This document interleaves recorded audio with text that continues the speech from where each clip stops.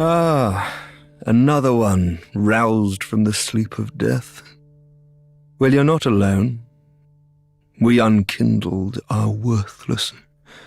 Can't even die right. Gives me conniptions. Hey there, my name is Alex, I am the Silvermont, and this is a video about Dark Souls 3, specifically the character known as Hawkwood, he who carries the tattered mantle of Crestfallen, the second Crestfallen warrior we've known to be named in the series, after Salden, the knight found hunched over in Majula, watching adventurers come and go like the tides of the sea. Unlike the other Crestfallen characters we've known throughout the series, however, Hawkwood plays more of a role in the game, especially near the end, and he is the only one of the bunch capable of becoming Crestfallen. So let's start with his name. I believe Hawkwood never actually gives us his name throughout the course of the game, in keeping with the other Crestfallen knights and warriors, but neither does he explicitly refer to himself as being Crestfallen, making it more of an unofficial connection than anything else, rather like the connection between Pate and Patches. He's not the same character, but plays a similar role. As was the case with Pate and Patches, Hawkwood has a different voice actor to the Crestfallen warriors and Salden, but he does share a voice actor with Navlan, the esoteric sorcerer from Dark Souls 2. But on the topic of his name, it is my belief that Hawkwood is his surname, but that is purely my opinion. There doesn't appear to be anything too interesting to note about the name. It is most likely of English origin, so let's move on. Who is Hawkwood? A dour warrior located in Firelink Shrine. He plays a similar role to Salden in the Crestfallen Firelink Shrine, or rather, the original Firelink Shrine.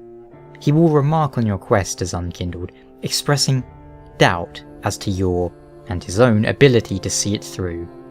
He introduces himself as another Unkindled, and has a strong connection to one of the Lords of Cinder, the Abyss Watchers. Most of his backstory, however, is to be found from his shield.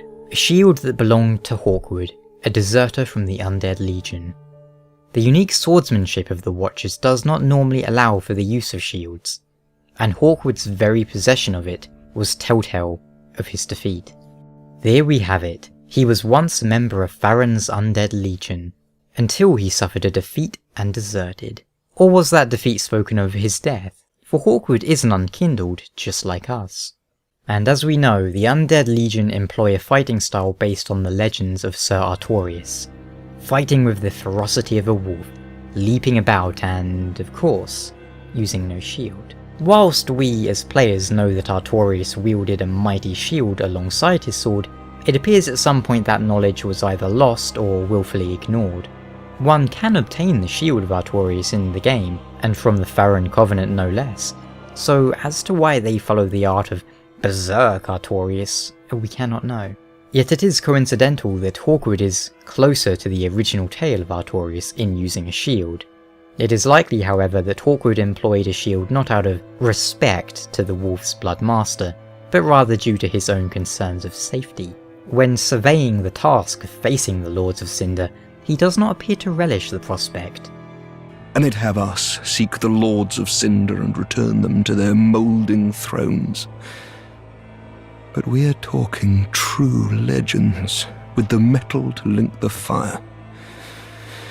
We're not fit to lick their boots, don't you think?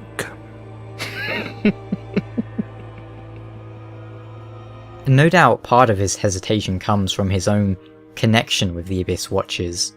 He speaks of them with some ill-mannered reverence, after all. He knows just how terrifying a force they can represent. The Undead Legion of Ferren is a caravan of undead, sworn by wolf's blood to contain the abyss. The Legion will bury a kingdom at the first sign of exposure. Joyous bunch, really. But does he resent them? No, I think not. If anything, he seems to pity them, judging from this line of dialogue. The poor wretched souls, be they lord or legend, the curse shows no mercy. What a sham. There is another part to Hawkwood's storyline, however, beyond his connection with the Lords of Cinder, of which all Unkindled in the game seem to share. Unkindled Anri harbours a deep grudge against Aldrich.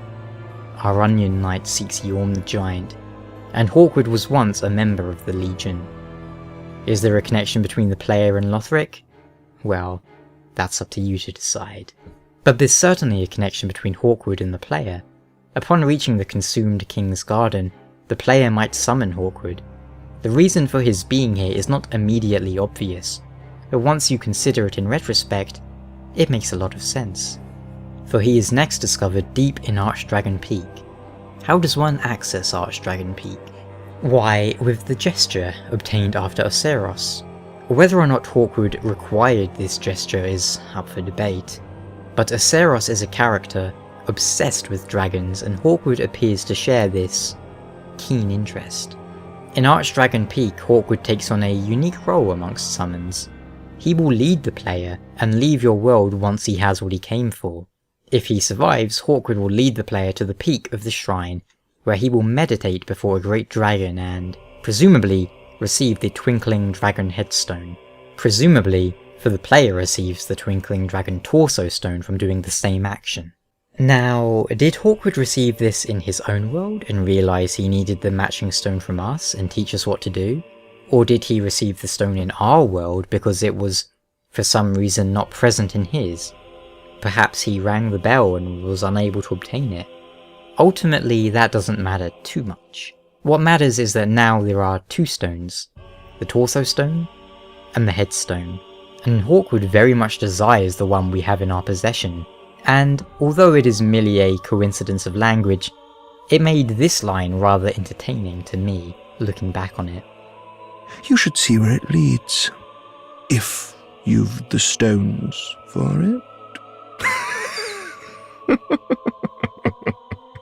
He is talking about a very different set of stones there, however. But so it is, Hawkwood's goal as stated by Hawkwood himself. Well, I've decided to stop running from my fate. Loathe me all you like. I shall take what makes you dragon. It isn't too strange. Players and NPCs alike have pursued the path of the dragon for years. Since the first Dark Souls. Why? Perhaps the most lore-driven reason would be that dragons appear to be immune to the effects of the undead curse, although we don't know for certain. And that would be the only known cure. It seems an odd path to take, assuming that you can become that which you desire, but perhaps those driven to pure desperation by the curse thought it worth the attempt. What I find more bizarre is that it's actually possible. Sort of. Can humans become true dragons? Well, we don't know about that. We know that humans can achieve a dragon form, but does that form truly have any lasting benefits? From a gameplay perspective, not really. From a gameplay perspective, it kind of makes you weaker, aside from that crazy buff. And from a lore perspective, it appears they receive no salvation from the curse either. Meaning that, at time of writing, still the closest thing we have to a cure would be Vendrick's Blessing, and I use the term cure very loosely there. But perhaps it is possible to progress further down the path of dragons. From a lore perspective, take the Wyverns and Drakes, for example. They are referred to as descendants of the dragons. Could it be they are humans who have ascended and transformed? The purple drakes of the Valley of Drakes are not too much larger than humans, and as with all wyverns, they have the same number of limbs as a human, 4, whereas the true dragons have 6 limbs. Purely speculation, of course. We simply do not know if Hawkwood's goal is achievable. As for why he wishes it, he does not say, but presumably it would be simply to escape the curse. The abyss, death, and anything else that might scare him. Considering the Twinkling Stone's remark that what results from their use is an illusion, might hint that it's all for nothing. But then that same item proclaims, the road to the old dragons is long and arduous, and only one can complete the journey. So who can say? Is that last comment sarcasm? One day, perhaps, we will learn more of the dragons and their path. Alas, not so for Hawkwood, Leaving a challenge to the Ashen One, he retreats to the mausoleum in which we fought the Abyss Watchers, and should you challenge him, I expect you know full well the results. Should you lose, he will pilfer your stone. Should you win, he will acknowledge that you are the dragon. Or at least, more dragon than he. Who can deny the curse? You poor bastard.